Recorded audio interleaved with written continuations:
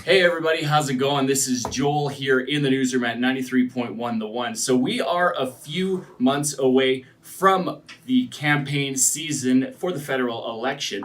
And today we are very pleased to welcome a pair of candidates from one of Canada's newest party. First off, the candidate for this area, Edmonton-Wetaskiwin, Mr. Neil Dole. Neil, good morning. Good morning. And we are also very pleased to welcome the man who is responsible for starting the People's Party of Canada, the man who has called himself the Albertan from Quebec, the leader of the People's Party of Canada, the Honorable Maxime Bernier. Mr. Bernier, good morning. Thank you. Merci beaucoup. Thank you very much. I'm very pleased to be with you.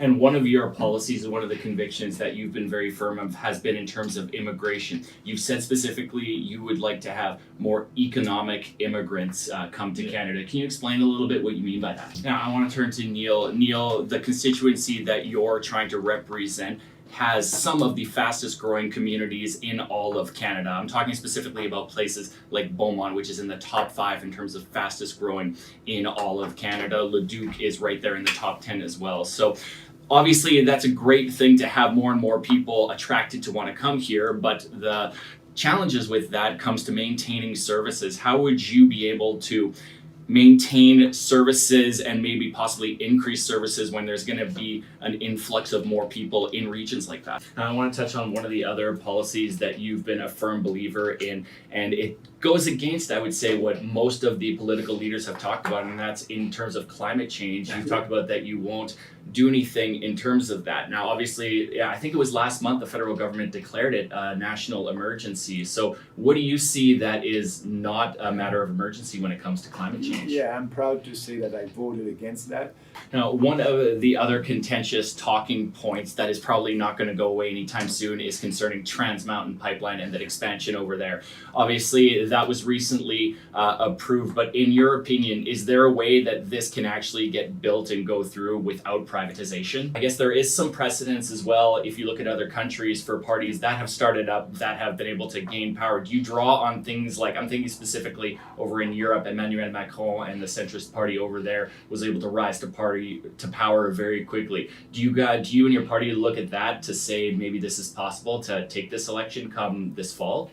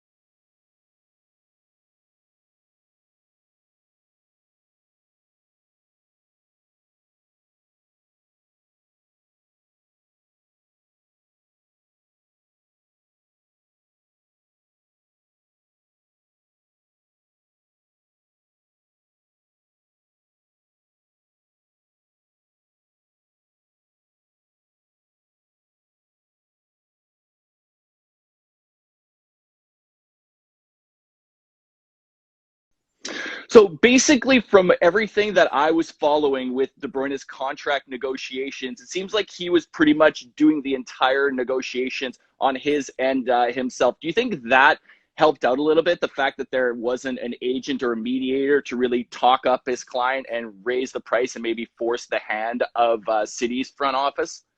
So you talked about sort of the family relationship that's been going on at Manchester City over the last few years.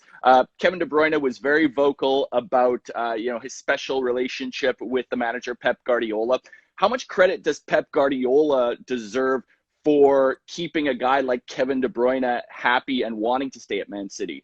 It gets grief of people just they don't know football. You know what I mean? They think, oh, you get a load of money and this, that, and the other. But you've got to understand, you've got to play a right style of football for these players to enjoy it. You know what I mean? If they don't enjoy playing for a manager, you look at Mourinho, for example, now at Tottenham. The place looks like a morgue. The players don't look happy. The fans are definitely not happy. Mourinho don't look happy. That's your difference in the way your chemistry is with your manager. And you look at Pep. And when he needed to be ruthless in this club, he came in, he got rid of Joe Hart, Manchester City comes away with a 2-1 win over Borussia Dortmund at the Etihad. Give me your overall thoughts on City's performance yesterday. So I always think that we have a squad that is capable of stepping up when we are missing big players. And so I don't know.